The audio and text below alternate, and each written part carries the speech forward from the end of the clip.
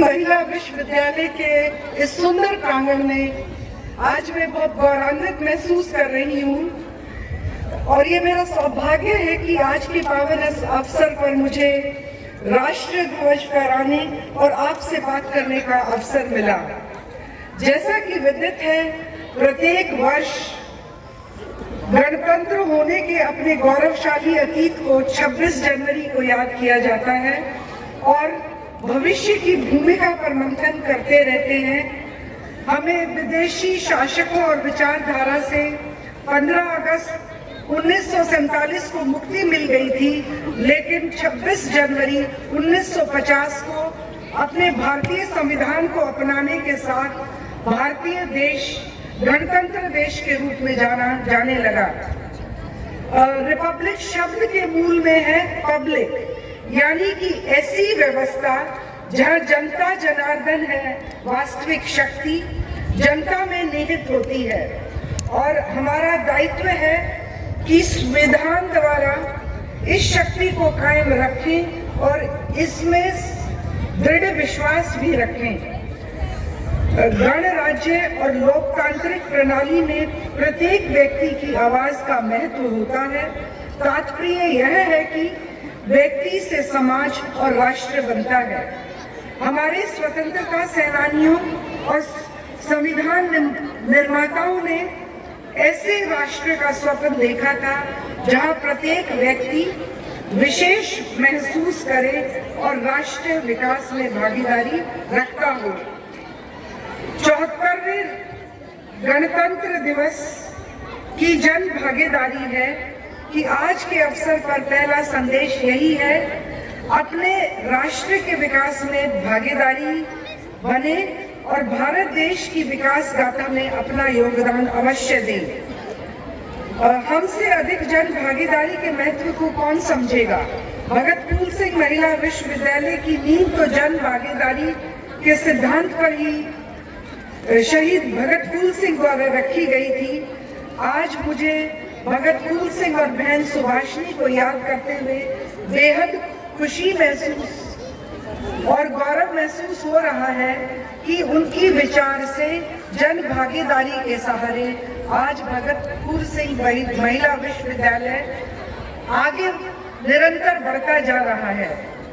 आप सभी जानते हैं, भगत फूल सिंह महिला विश्वविद्यालय को केवल अभी 16 वर्ष ही पूरे हुए हैं एज एन यूनिवर्सिटी और इस सफर में इस विश्वविद्यालय ने अनेक सफलताओं के पड़ाव देखे हैं। हमारी बच्चियां, हमारी छात्राएं न केवल पढ़ाई में अपितु खेल में भी बहुत अच्छा प्रदर्शन कर रही हैं। हमारे टीचर्स भी जो हैं जी जान से इन विद्यार्थियों को भविष्य के निर्माण में लगे हुए हैं और हम सब जानते हैं कि संपूर्ण कुछ नहीं होता, इसमें हमेशा कुछ न कुछ कमियां रह जाती होंगी और ये आज का दिन जो होता है मनुष्य के लिए, हर भारतवासी के लिए ये मंथन करने का विषय होता है कि हमें अपनी कमजोरियों को कैसे दूर करना है और हमें कुछ नई प्रतिज्ञाएं लेने का भी ये अवसर होता है। और हम ये सब जानते हैं कि हमारा विश्वविद्यालय अब आगे बढ़ने की जो मोमेंटम में आया है, बहुत ही जल्दी हम नेक एक्रेडिटेशन के प्रोसेस की जो अंतिम चरण है उसमें पहुंच पाए हैं और आने वाले इसी जो फरवरी का मंथ है वो भगत फूल सिंह महिला विश्वविद्यालय के लिए बहुत ही क्रिटिकल है। जो ये हम बातें कर रहे हैं कि हमें अपने डिफरेंसेस को बुलाना है एज एन इंडिविजुअल, वो इससे हमें गति मिलने वाली है। तो मैं ये कह रही थी कि आने वाला जो, क्योंकि देश में भागीदारी इस विश्वविद्यालय की इसकी स्थापना से पहले ही बहुत अधिक रही है, तो उस लेगेसी को हमें आगे लेके जाना है। क्योंकि जो इनको सुविधाएं चाहिए हम दिलवाएंगे, परंतु आपको एक्टिव रहना है, पुश नहीं करना कि अपने अधिकारों को जाने, क्योंकि युवा तो देश की बहुत बड़ी शक्ति होती है।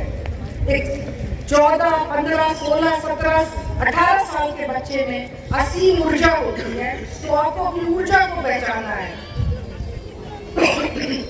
ऊर्जा को पहचानना है, और कहीं अगर कोई भी स्टेक होल्डर उसमें चूक करता है तो आप मेरे तक पहुंच सकते हैं। मैं आप लोगों के साथ खड़ी रहूंगी, आपकी बात सुनूंगी, आपके हितों को जानूंगी भी, और आपसे अपेक्षा करूंगी कि आप अपने जो एक विद्यार्थी के कर्तव्य होते हैं उनको पूर्ण रूप से जो है इम्बाइब करें, आगे बढ़ें।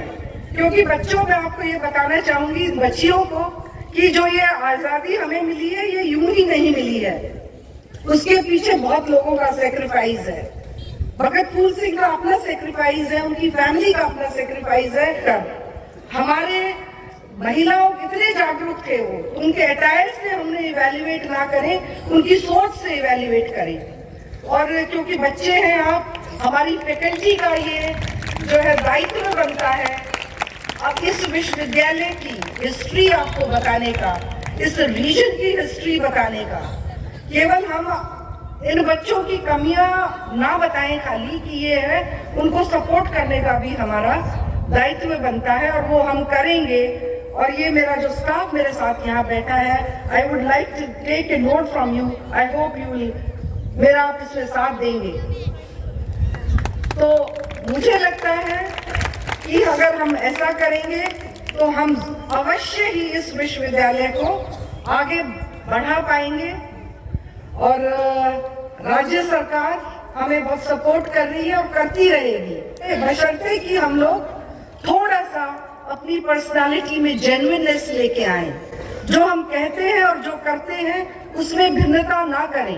14 फरवरी को माननीय मुख्यमंत्री स्वयं आप लोगों का ध्यान रखते हुए, इस विश्वविद्यालय की महत्वता को समझते हुए यहाँ एक योग के कार्यक्रम के लिए आ रहे हैं। उसके लिए हमें जो है अपनी तैयारी रखनी है।